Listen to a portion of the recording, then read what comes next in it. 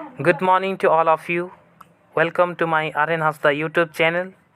Today I will discuss about Santali Olchiki and English alphabet. So friends, you can see here the left side Santali Olchiki and right side is Santali Olchiki and translate to English alphabet. So friends, you can see here the first line.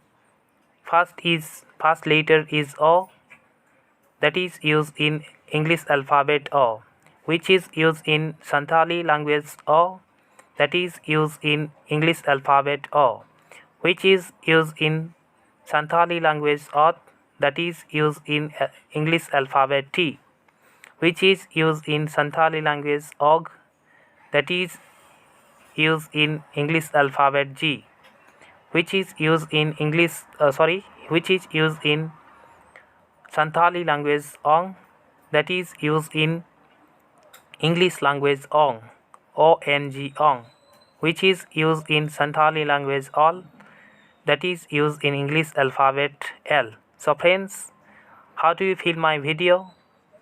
You can comment here. So friends, please subscribe my channel and press the bell icon for watching my new video. So friends, today is enough. Meet you once again. So goodbye, good day.